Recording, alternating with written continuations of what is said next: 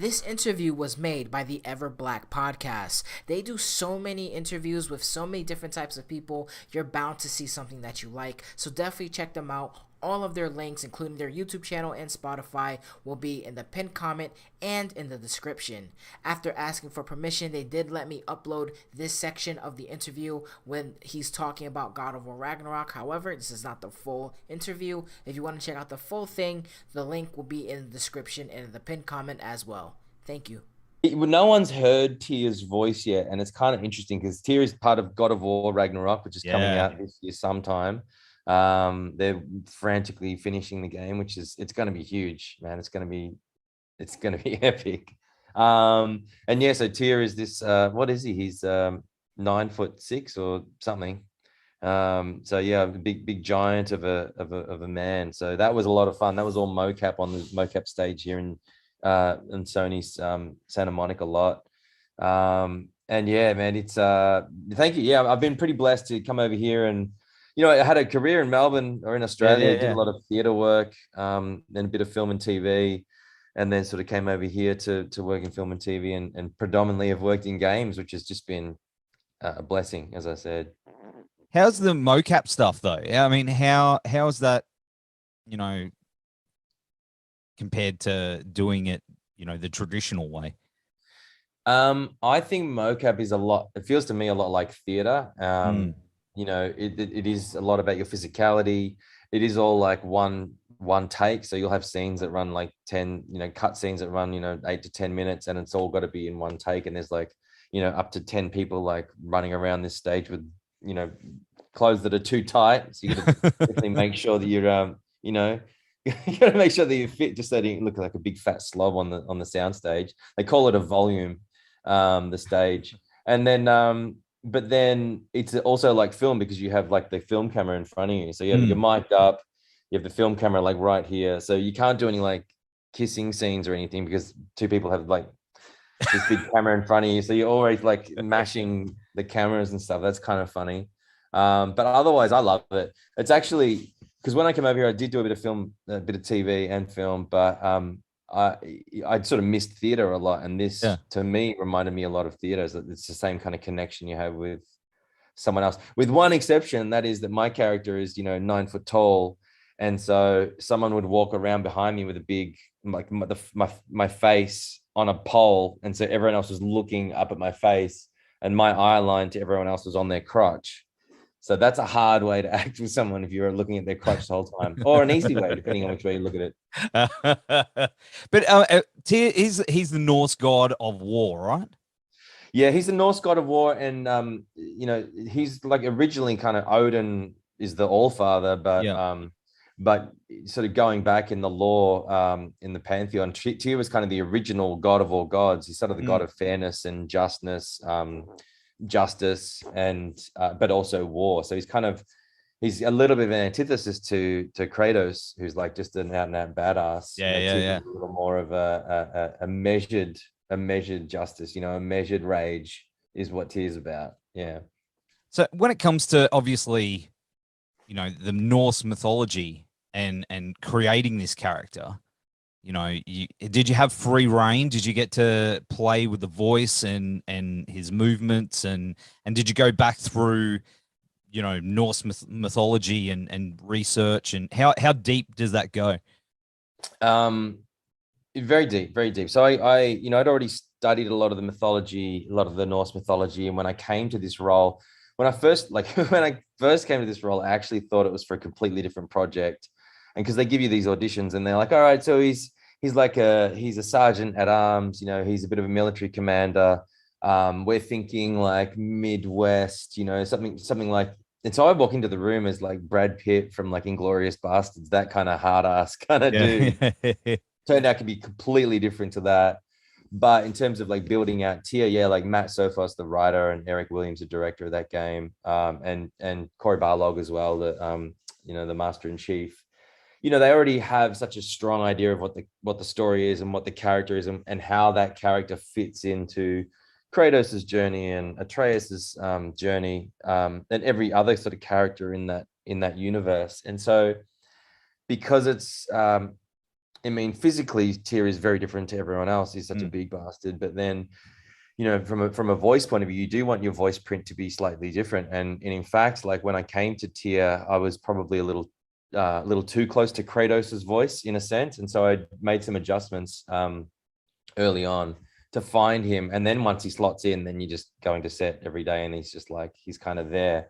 But in terms of like his backstory and like, obviously Tia has some pretty famous, anyone who knows Norse mythology knows that Tia, one of the famous stories about Tia is Fenrir, the wolf, had gotten free.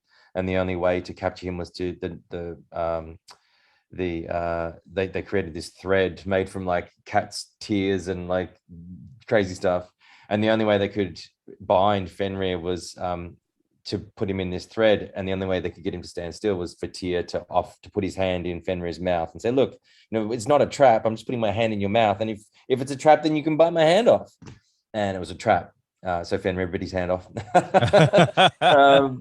So, you know, Tia, and then, you know, so there's a lot of lore that does fit into this game, but then, you know, Santa Monica Studios, they depart from that whenever they want, still keeping with the story they're building. And so, you know, Tia has a different journey again to what's sort of famous in lore.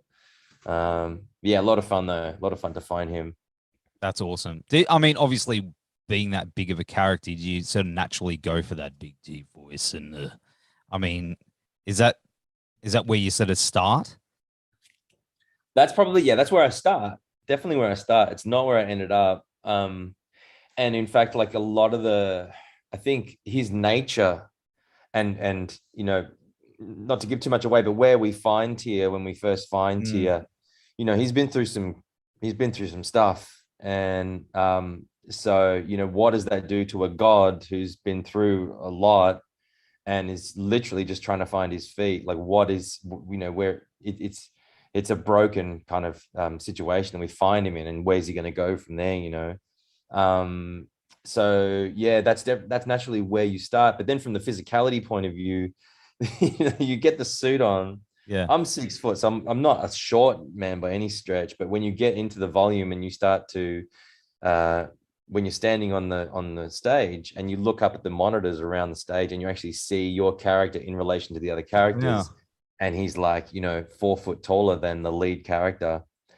And then you go to walk around, and everyone does this as soon as they get into mocap, is the first thing you want to do is just like, you just do all kind of crazy moves. So, you know, I'm dancing around, I'm like flossing, I'm like kicking a football. I'm like, what does it look like to bowl a fastball? As Tia, you know, it's pretty funny. The Americans are sitting around going, what the hell is this dude doing? What is that game? Like, yeah, it's Aussie rules. Yeah. It's pretty funny to do all that sort of stuff.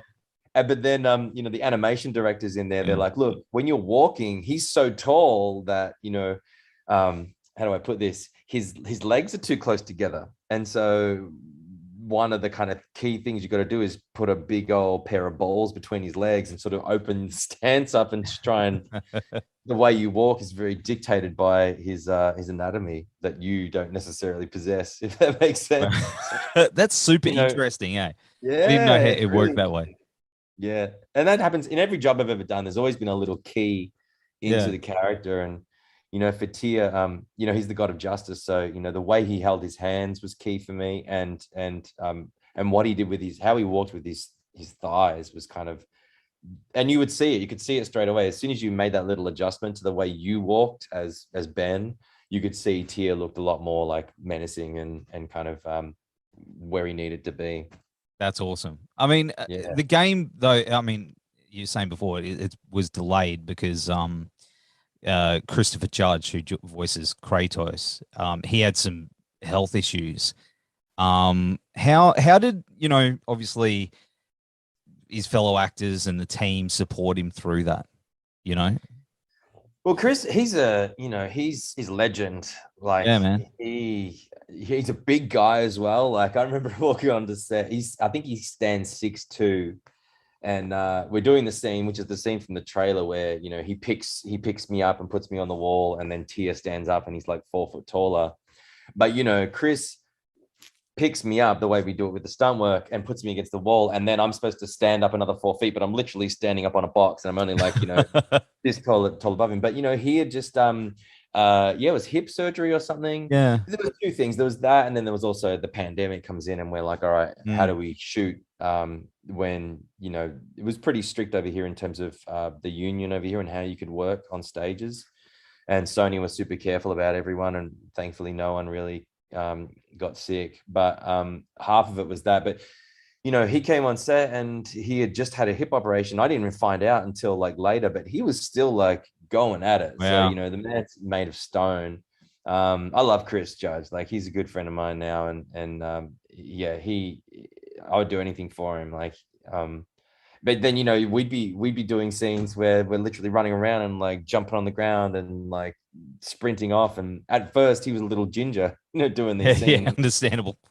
But then after our break and we came back, and the dude, I think he just like put on another like 20 pounds of muscle. And I walked in, was like, I think it was Christmas time. So I was like, dude, you look stacked, you know, you just look like a, you know, like a linebacker in NFL. It's just like a monster. And I was like, I'd been working out. I was like, I thought I looked good at the time. And he walks in, I'm just like, all right, there's the real God of War, you know?